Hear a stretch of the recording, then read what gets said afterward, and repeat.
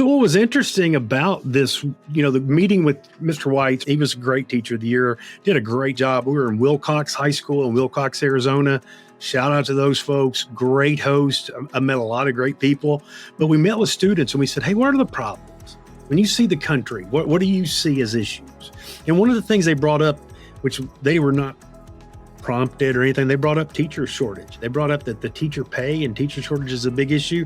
But here's the two big areas. They talked about how we fund our government and why are we in debt? And they didn't mean it in a negative way, like we shouldn't be spending. They meant like, where are we spending our money and where should we spend it in a more strategic manner? So if there's people that don't have certain services, why don't we spend our money to help those folks catch up? We were talking about equity earlier. Mm-hmm. They get it.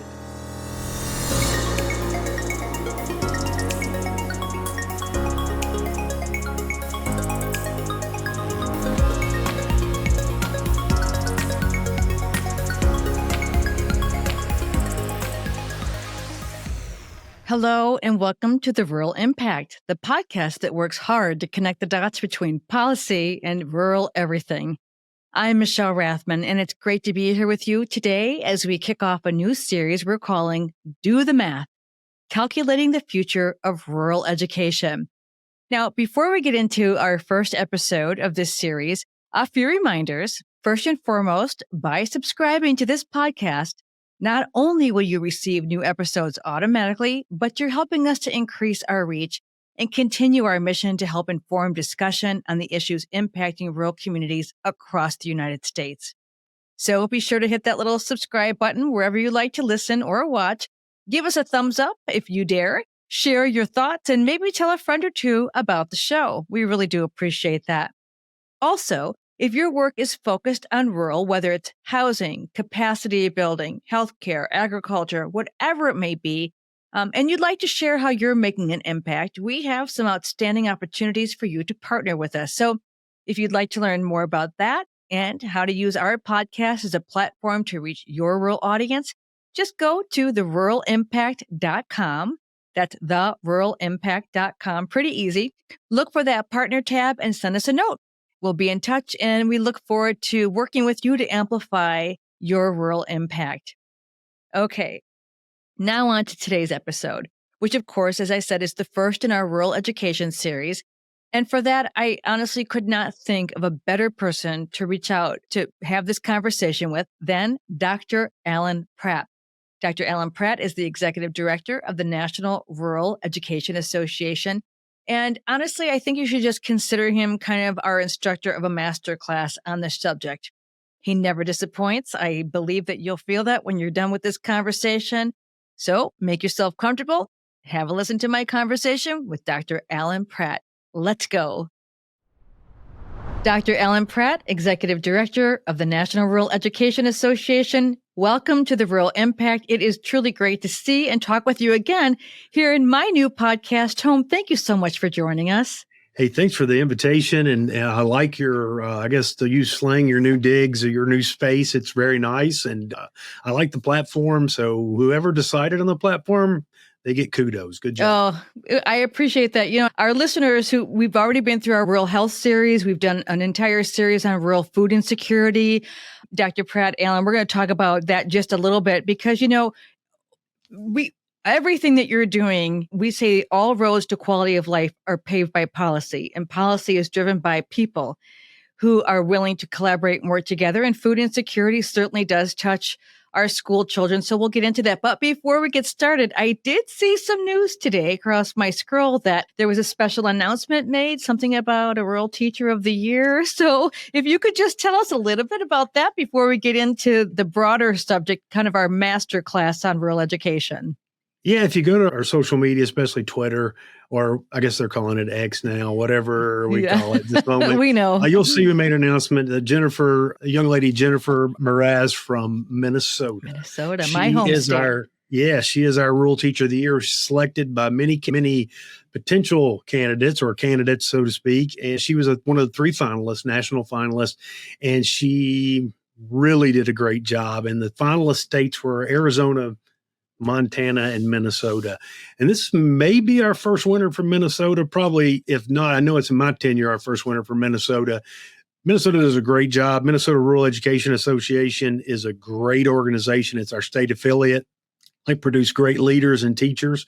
And when I first looked at kind of what Jennifer's application was about, and I spoke with her on the phone, I was like, this young lady's probably going to win. She has a good shot, and she's very charismatic. She cares about her students. She's a vocational teacher out of Minnesota. So I'm excited about what she's going to do for our conference. But she's an ambassador for our organization for a year.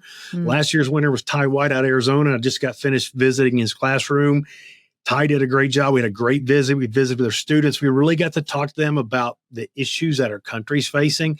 And I'm just going to be honest with you. We probably need to, Michelle, we need to probably let me talk about that just a little bit because it fits on what you've already talked about. Yeah, I really want to. And because, also, I'll just put a pin in that because Minnesota, I just came back from an RV trip up the Mississippi, Wisconsin, Minnesota, my family reunion.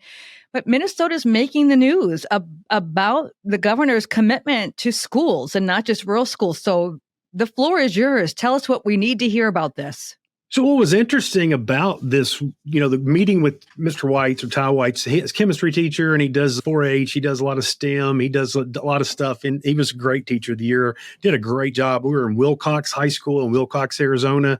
Shout out to those folks. Great host. I met a lot of great people, but we met with students and we said, hey, what are the problems? When you see the country, what do you see as issues? And one of the things they brought up, which they were not prompted or anything, they brought up teacher shortage. They brought up that the teacher pay and teacher shortage is a big issue. But here's the two big areas. They talked about how we fund our government and why are we in debt? Wow. And they didn't mean it in a negative way, like what we shouldn't be spending. They meant like, where are we spending our money and where should we spend it in a more strategic manner?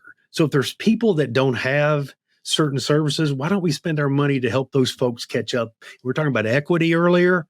Mm-hmm. They get it. And they could teach some of our adults a lot of lessons in life really on equitable services. And that's what we ended up talking about was like, why is it important to have high-speed broadband internet for all? Why is it important to have healthcare for folks in certain areas that can't afford healthcare? Mm-hmm. And those are big issues. And the biggest thing was teachers in general, but education and the students having a choice in that education, meaning decision-making and in alignment to careers, which I thought was amazing. That is amazing. And when you think about, you and I were just chatting earlier about kind of the national conversations that we're having that are more driven by sensational media, when you hear the young people, where they always say, listen to the young people, they know. And they're watching us. And I think for them to talk about those things that many adults don't even think about, Alan, when I hear adults say, I don't watch the news and I don't pay attention to the policy, my follow-up question is, why? And I'm not saying traditional news media, but why not understand about policy? And I think one of the reasons why I'm so excited to have you here to kick off this series is because your organization doesn't focus on one thing. You focus on many things. And one of those things is that you have a legislative agenda. And because public education is funded through public funds, you need to have a legislative agenda. Would you mind just kind of going over kind of a broad overview of the priorities, the progress that you've seen with this agenda, maybe some of the setbacks, and then kind of round this out with some of the asks, some of the advocacy being a very positive approach to getting things done? I think, first of all, the credit goes to our NREAC team and committee. And Heather Zellers is out of New York as the committee chair or she runs this team for us for NREA. Mm-hmm. And NREAC is a 501c4 that is actually housed under the parent organization, which is NREA. So they are a legislative arm.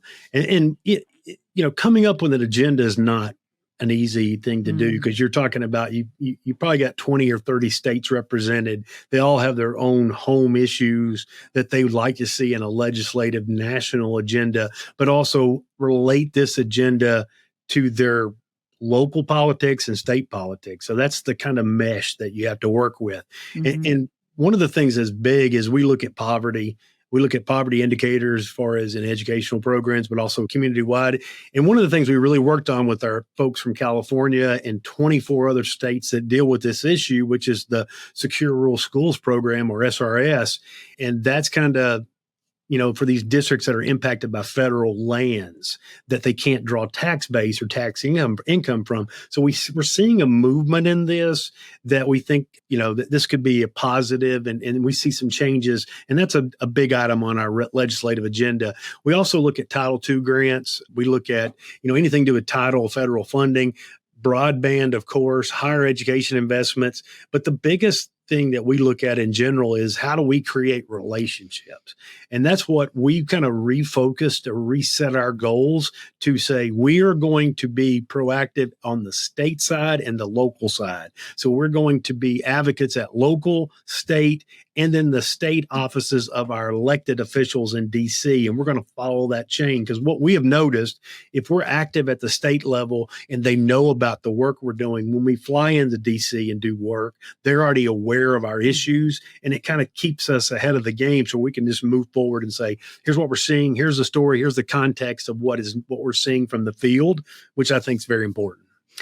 So I have a question for you, because, I take a look at the legislative agenda, and, one of the many things on here is establishing, just in plain talk, establishing a commission to address the longstanding educator shortage exacerbated by the pandemic. I know this is not something that we are talking about we are, but many people, This is not making their kitchen table conversation, if you will.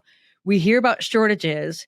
Mm-hmm. What is the appetite of our state and federal legislators to have this conversation in the context of solutions? I mean, in your estimation, do they see that they play a role in addressing our teacher shortages? Yeah, I think you look at it from the sense of, number one, most politicians, they get buzzwords or keywords from their folks, but also from maybe their committee, their staff. So grow your own has often been overused. So we like the teacher apprenticeship model, meaning the Department of Labor certified, approved teacher apprenticeship programs. And I think we have 22 states that are in that world playing. Tennessee's one that we were one of the first to do this work. And I was fortunate enough to be at the university here doing this teacher apprenticeship. So when you talk about kitchen table, when it gets to the point where you're doing something teacher apprenticeship wise, it's at the kitchen table, because you're changing opportunity for people that may be paraprofessionals that never had the opportunity to be a teacher. And now you're giving them a pathway to becoming a paid adult teacher, and I think those are kitchen table issues when it comes to you're changing a trajectory of someone's life. Mm-hmm. And that's what you're doing. And it's why it's so important.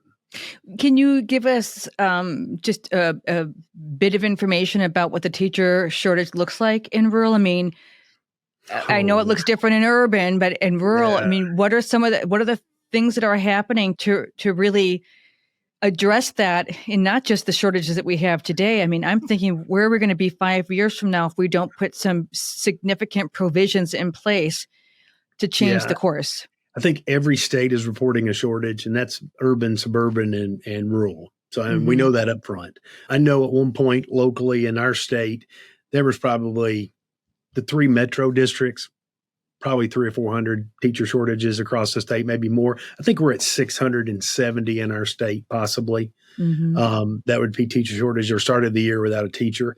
The biggest thing in rural is we know that we have teacher shortages. The positive is what they're doing in our state and other states, the teacher apprenticeship program.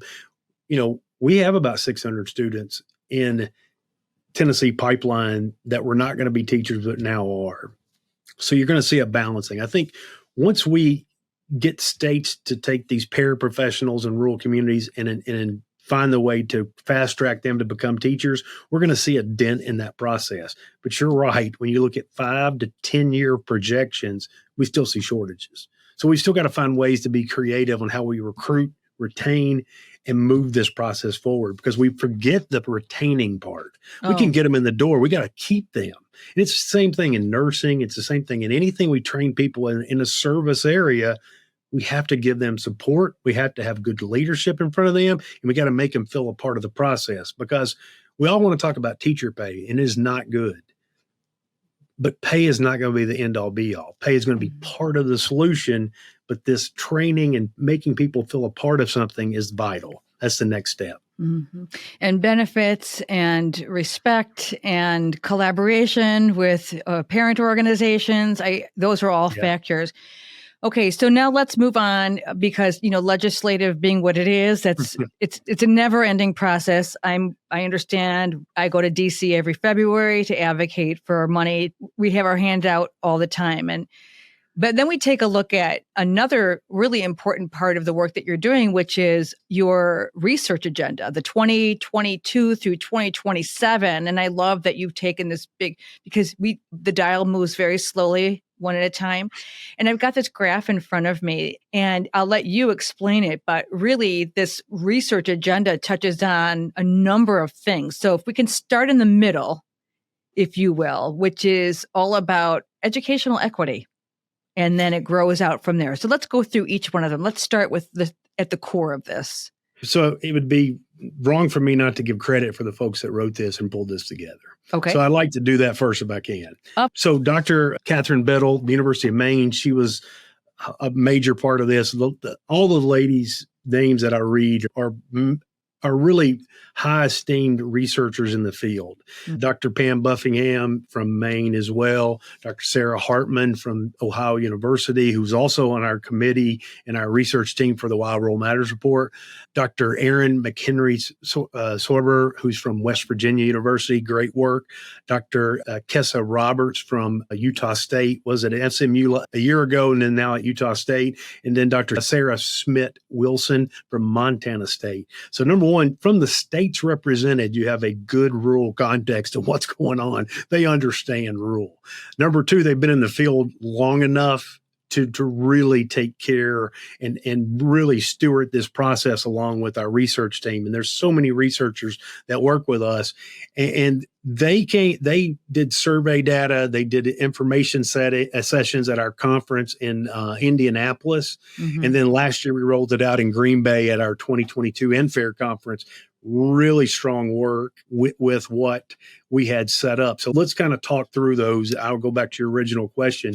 So one of the things that came out early was spatial and educational equity, and really about how spatial inequity or how equity challenges are related to place. Mm-hmm. We always talk about rural context and rural place, about what it means to be from your rural context. Understand. Well, sometimes we don't always look at is it equitable in those places that we're talking about? And sometimes we kind of glamorize those places because we remember it like it was when we were younger. Mm. But we also need to remember what it's like for folks that may have not had the same advantages or opportunities that we may have had. And I think that's very important for this. The other thing is, when you look at social circumstances with that spatial and educational equity, I think those are big. And then if you go to our website, NREA.net, you can pull up the research agenda under our research tab, and you'll see all of these. But we're looking at intersectional perspectives. We're looking at power within and across the communities, which I think is important. Remoteness, isolation. We're looking at, maybe portrayals by the government and or national media on what rural people and places actually look like. And then are we really saying most rural areas in our country are monolithic? That basically in slang, do we think rural areas across America are just only white people and white folks? That's not the case. So I'm so appreciative of the last bullet point, which is the dynamics of white supremacy and identity. Yep. And I'm at a place in my life, Alan, where we have got to talk about these rather uncomfortable, but incredibly, critically important perspectives. So thank you for including that to all the researchers who contributed to this. So the next thing that I have in front of me is just health and wellness. And I'm also so appreciative for that because, people say, well, that's my work life or my home life. No, health and wellness is woven into everything we do. And if we're not creating an environment where students can thrive, where teachers are thriving, where health and wellness. So go through that piece of the pie, if you will. Yeah, and I think the two, like it says, is mental health and then the effects of chemical and drug dependency. And those two are a large part of what happens to our rural communities. Mm. Mental health, we don't address enough in rural communities a lot of times. simply because we don't talk about that to people. And I think, I know you and I have been on different podcasts or different webinars, and we talk about rural folks or proud folks. Most of the time, they're not going to share their business. Right. We need help. People need to talk to people. People need professional help, or sometimes it's someone in the community that is the trusted person or trusted soul in that community that can help you mentally. We all have a mentor or someone like that, or we've had that in our life. There's certain people I go to and say, I've got to have a break. I'm mentally at the point I need some help. And there's a lot going on, and that's a minor part. But we also have folks that have major chemical dependencies that may have been over-medicated or have an addiction to something that's coming to the community. I think that is important. We have to solve that issue. We have to help our community members so we can be a sustainable community down the road, because we need all those folks to be high-functioning folks in our community. And their part's important. Alan, I worked in a community, because every community I work with, the hospital, we really work to help provide meaning. They have great relationships with their schools. However, it looks more like transactional. Like, we'll provide this health service, we'll do this. So we take a look at broader strategies. And this is many years ago, where we brought the entire high school, every parent or caregiver with their student, and we had an entire panel talking about synthetic marijuana. Yep. Fast forward, I'm in a community now where the prevalence of heroin, cocaine, and fentanyl, it's, to your point, I mean, it could take a community down to its knees. And so the other thing that I think deserves a great round of applause here is that under the health and wellness category, you are looking at the long-term effects of COVID-19. Because honestly, how do we prepare for the next pandemic, and there will be one, if we have not learned the lessons? So could you just, under that model, is there a few examples that you can give that the wheels are already turning about how to address the long-term impacts? I think when you look at it from this, health and wellness is directly connected to instructional wellness. When I look at how we educate children and this long-term effects of COVID, we know there's items and things are going to come about from either the isolation, the being not around people, but also the learning loss in general. And part of that learning loss is to the health and wellness of our community. So I think it's sometimes an education or an update, but also sometimes it's a unlearning of behaviors and learning new behaviors that make us more effective, and be able to broaden the support from the school as the hub of that community and help with community members to understand what is safe, what is practical, and how we're going to help each other out. Awesome. All right. So now we go around the circle and we have partnerships and community relationships, which seems pretty like a no-brainer, but it's a bit more complicated than that, I know. Well, I'm going to use, this is a little different, but number one, every wheel, every part of this puzzle is vital. I really believe that if we get the partnerships and community relationship piece right, and we get the right people at the table, and we don't care who gets credit, and we work together, some of these others are going to eventually spawn and take care of themselves, not take care of themselves, but move in that direction. And I think the partnership or the collaborative piece is vital, because I'm going to go ahead and tell you, this is not research-based. This is my thought process. The communities prior to COVID that had great partnerships and community relationships probably withheld stronger during COVID and came out of COVID stronger because of that connection. And they are still moving forward because they think about the community in a whole piece. And all of those parts of the puzzle, those pie pieces, make more sense. And they address them easily. And if the next pandemic comes to go back to health and wellness, they're ready for that one because they've already taken lessons from what happened. And that, in my opinion, is the purest definition of resiliency. It's not how quickly you can brush yourself off. It's how prepared you are to respond to the next, And I love that. I love one of the other things that I see on here is understanding partnership power dynamics. And then from that, the ways that public and political discourse on contentious topics shape relationships between communities and school districts and leaders. This needs to be said out loud. So true. So true. And here's the beauty of that. I think sometimes it's like I was in Georgia this week, first of the week, and meeting with some folks.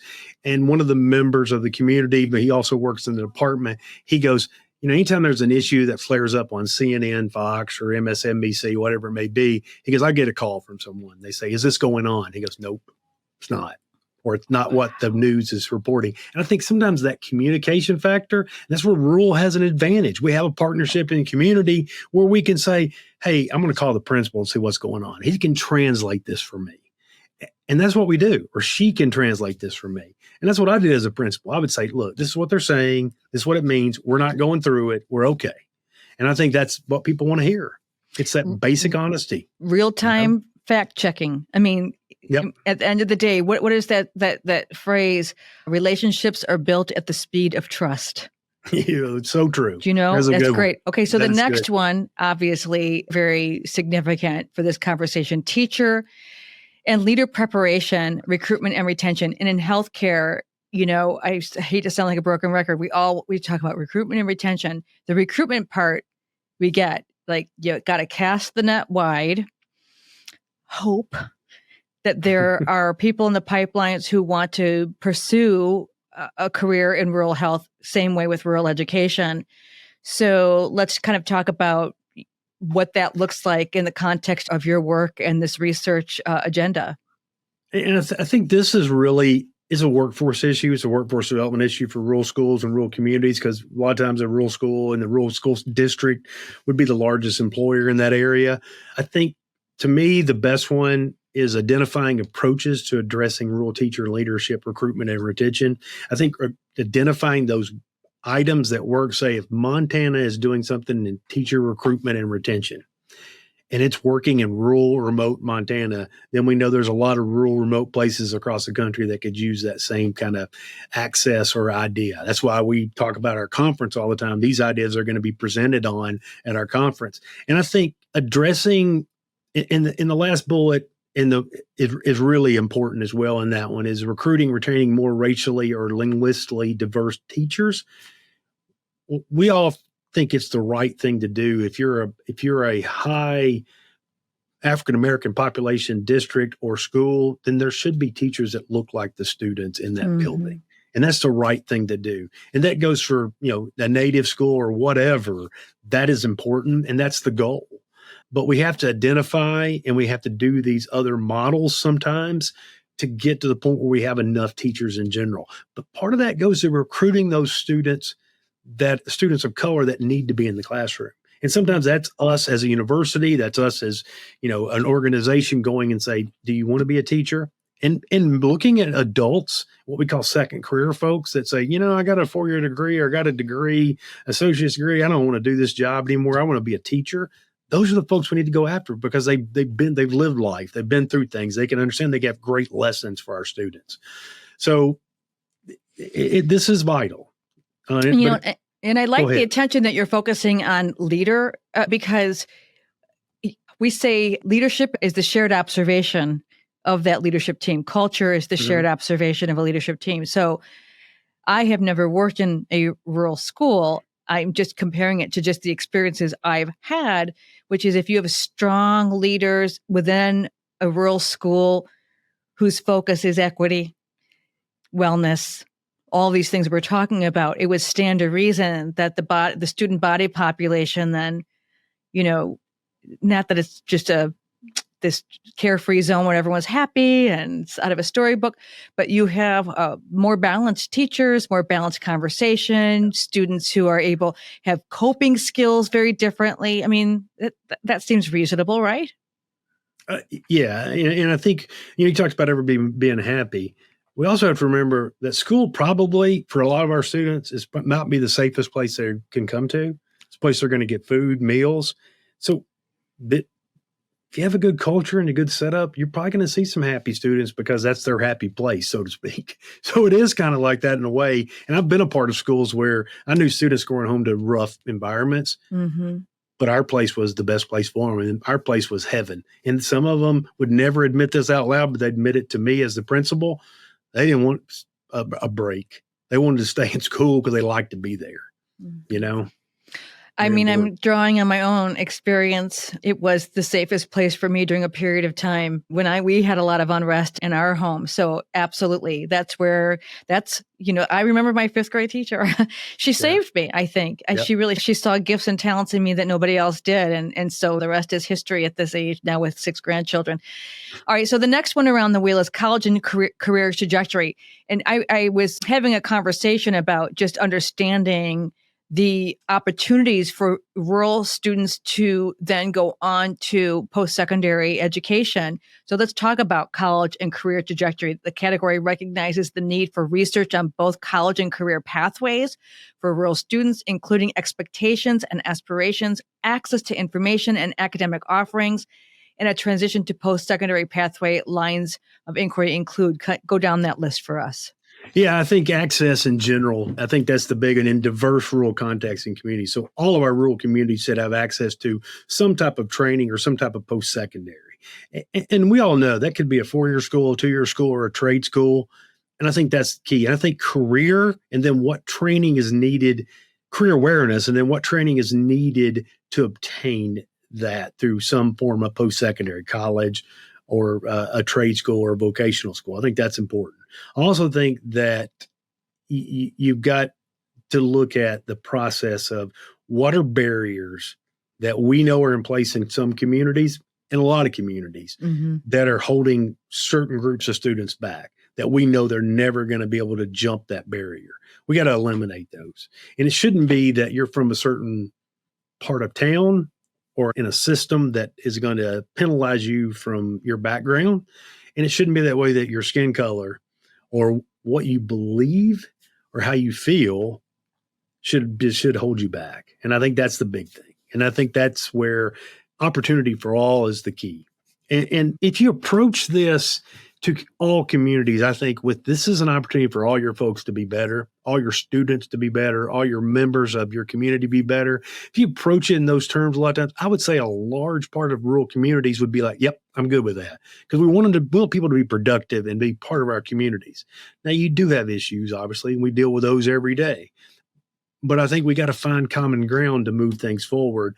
And this is common ground approaches. I mean, you're looking at promising pathways. That's big, post-secondary education, and understanding both secondary pathways and local labor markets. That's the other one that a lot of times students don't even know there's local regional jobs that pays a living high wage. They don't know anything about it because we don't partner, goes back to the partnership one, with some of our industry folks to say, yep, if you come here, we're going to pay you well, and we're going to give you the opportunity to move forward in life. And I think that's important. I agree with you 1,000% because at the end of the day, I mean, you don't just go to school to one day, just drop off the face of the planet. The goal is that you see opportunities for yourself. I will date myself, but years and years ago when I was working in the city of Chicago with a major academic medical center, I had a program that we partnered with Chicago Public Schools. And it was all about building self-esteem in young girls, grades 4 through 8th grade. And when we did a survey, and I don't think this would be different anywhere you go, no matter your zip code, we asked the students kind of what they wanted to do in their future, just to get a sense. And for so many of the children who answered this question, it was entertainment or sports. Yep. Did not see the pathways, opportunities to be a pharmacist, to be a phlebotomist, to be a surgeon. And so it was really just exposing them and then providing those pathways, opening up those doors and introducing them to mentors. And I just think that is such a powerful, that's an impression that so many young people, that not only does it not escape them, but it's a seed thought that, hey, that could be me thought somewhere in my career. Yeah, and that's a great point. And one of the things that we're looking through, and we're releasing a Why Rural Matters report that we really inherited from Rural Schools Community Trust. And Rob Mahaffey's led that group for a long time. And Rob has worked with us to make the transition for Why Rural Matters. One of the things that came up, and this is when we're looking at rural locale codes and rural realities of rural America, what we're seeing as a positive, to answer your point on policy, funding, and shifts, we saw that a large part of our country, over 50%, in rural communities had female students in gifted programs, which align to STEM products and align to, this higher order, really instructional courses, that's a positive. Because when you're looking at this is a projection of the future, if more than 50% of females are in this, that means we're reaching a higher number than, say, when you're talking about the surveying of those young students in Chicago. And I think that's a positive. What we also found is that students of color may not be given those same opportunities. So when you look at policy and funding and how policy can shift things, we need that number to be way above 50% for both of those categories. And I think that's we're heading in the right direction, but we want to make sure we're really hitting the right way. All right. So I'm glad you brought that up, because our last subject in this wheel, if you will, it is policy and funding. And so I think about, how do you achieve funding formula equity? How do you identify nimble policy funding responses to changing student racial and linguistic demographics? How do you articulate the impacts of school consolidation? These are the things that we need. And Alan, you might agree with me. I think that if you are going to any ballot box, and this is not a political podcast, this is a podcast that helps to connect the dots between policy and everything else, we need to be asking these questions. What is not just your position, what are you prepared to do to move the dial forward? So let's talk a little bit about policy and funding. What needs to happen? Yeah, policy's vital. I mean, obviously, and I tell people all the time, I tell young people, if you want to make changes in the world, start local voting, start local policy, and it'll change our country. I'm not saying don't vote, federally, don't get involved. No, you must do that. You got to do all of it. But state and local politics addresses a lot of these funding inequities at the state and local level. And you got to change people. If people don't want to do things the right way, you need to vote people out. That's the bottom line. Now, at the federal level, the funding formula, that's been tried, and we're still working on it. This achieving this equity in funding. I think how we look at our rural communities, how we identify. I mean, one of the things that federal government in general, we have so many definitions for rural. We need to find a definition for rural that's more equitable. And then we can ensure all of our folks are getting the funding they need to help their school system or help their community in general. So that's a big part of it. Nimble policies, I'm going to be honest with you, might be like an oxymoron. I mean, nimble is a great word to use, but we've got to find a way to involve our regional community members to influence that nimble policy or funding, but also take the federal government's money and use it to be very innovative and find really outside the box ways to help each other out. And I think we don't do that enough in our country. Now, we'll see innovative approaches that may be philanthropic funded and federal government funded. Then we try to just take that model and copy it other places, and that usually doesn't work all the time. So we got to find those ways to let people be innovative and help each other. We make it really complicated. I'm sure you're familiar with the Brookings Institute, that spaghetti graph. I call it a hot mess. We have well-intended intentions, but we have so many offices and I know there's a rural office within the Department of Education.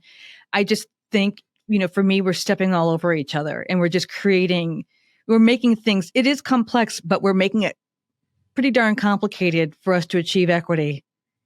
Yeah, we're not talking to each other, period. I mean, and you got offices, so many different offices in the federal government, state government, they don't communicate.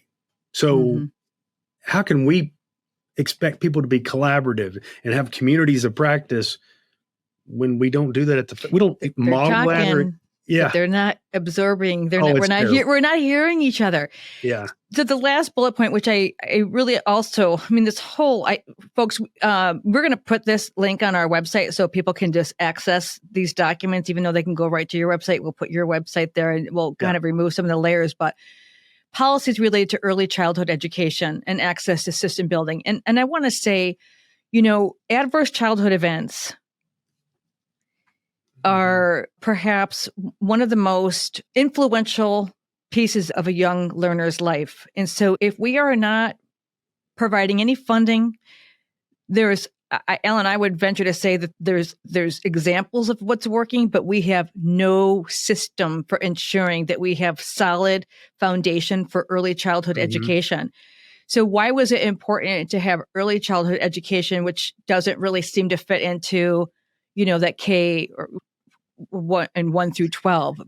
Tell me what you mean by that. Well, I think number one is if you can reach out and meet children that before they start kindergarten or pre-K, then you're eliminating some of the issues those kindergarten, first grade, second grade, third grade teachers are going to face.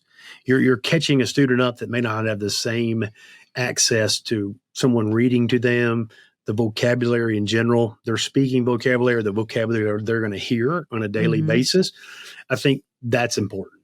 And if we really care about our future as a country, then we have to educate all, and we have to educate our students at the youngest time period they can. And then we open up those experiences that they can grow and move on to bigger and better things, which it is a cliche, I know, but it's the truth. I mean, that's what we're trying to do. You mentioned someone in your life, a teacher in fifth grade that changed the trajectory of your life. I had the same thing. I can remember a teacher in elementary school that said, hey, you're struggling, but you're going to do some pretty cool things one day.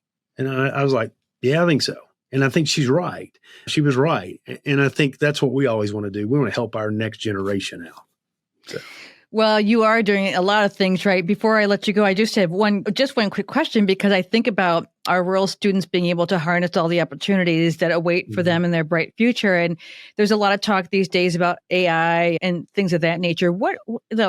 Again, kind of your crystal ball. I mean, how are our rural students going to fare in this world of AI and all that it promises, and then some of the things that maybe we haven't really thought through? We've done some stuff already, meaning like we've had some information webinars for our state folks, our state affiliates and superintendents around AI and understanding what the educational AI world may look like. I'll be honest with you, just selfishly, I use it all the time now, and I use it all the time for understanding education briefs or understanding laws that have just been introduced. I'll drop it in AI and ask the AI I think it's Claude.ai. I think that's right, or IO. I'm going to remember. But I always said, give me 5 points on this that makes sense, or that would help me understand rural context of this. And I can get it quickly. I use it for emails. I use it to set up a lot of different things that we're doing. That's me personally. We're trying to introduce as many ways possible as schools can use this and how they can use it effectively and not be scared of this technology. We know there could be bad actors and bad players in this world. We also know students are going to use it to plagiarize probably, or to write reports for them. I think we have to be aware of that. We also need to say, okay, if they can do this, then how should we do instruction? How could we instruct them in a different manner that we can still see their learning and not use the traditional way of grading? So we got to find a way around this. We got to find a way to be more proactive and let the student choice factor come in, because student agency is going to be a big part of this on how they look at careers and futures. And I think AI is going to be a tool and component. I think what I would like for, and I don't want to generalize this. I think it's important for people to understand that rural is a hotbed of innovation. Yes, very much so. Anywhere you look, it is a hotbed of innovation, and even more so because of more of the restrictions on available resources. So we got to make sure, like key takeaways, we have to make sure that there is a level playing field with rural broadband. We got to expand it. We have to make it accessible, affordable. That's a part of the equity conversation. We've got to ensure that our young people are, able to access quality healthcare services where they live, because where there is a rural school, we need rural primary care, and do a lot more conversations around health, wellness, mental health. Again, huge issue. The young people are watching. We need to have their back as a result. I agree. Yeah, I agree. Wow. Well said. You did a good job. Well, you did a great job, Dr. Alan Pratt. We are so thrilled that you could join us here on our new little home here at the Rural Impact. And I just want to share with our listeners, listen, if you are doing some really amazing work around rural education, if your organization is serving rural education, rural schools, rural teachers, we want to hear about you. So just go to our website, theruralimpact.com. We make it so easy. This has been the kickoff of our series on rural education. We've got a lot more coming at you. Remember, I always say these are not light subjects. And in the time that we spent with you, we really hope that we have done a little bit of work to help enlighten you on them. And again, Dr. Alan Pratt, thank you for joining us. All our best. We hope you'll stay in touch when that report comes out. We'd love to visit with you again. Yeah, and thanks for the invite. Thanks for having me on. A great part of my day today, on a Tuesday. And I even forget what day it is. Sometimes life's been busy. But yeah, the report's released at our conference November 16th and 17th in Chattanooga. So make sure you come. Check us out. That sounds great. All right. Then we'll talk to you the next time on a new episode of The Rural Impact. Thank you. 736 million. That is the number of results returned when searching rural America online. From the census to housing, poverty, and prosperity, from transportation to food, water, energy, education, of course, elections, employment, and healthcare, the policies involved with each of these impact rural populations differently than non-rural ones, and that's why we're here. Now, if you're part of an organization making an impact in rural and you'd like to expand your rural reach, we invite you to explore opportunities to partner with us. Your support not only helps us conduct and share important conversations about the issues impacting over 60 million rural lives, but will also help you engage people, communities, and rural-serving organizations that you want to connect with. Explore the opportunities to expand your rural reach. Visit us at theruralimpact.com. That's theruralimpact.com, and look for our partner opportunities page. And be sure to subscribe on Apple, Google, Spotify, or YouTube. Let's keep it rural and make an impact together.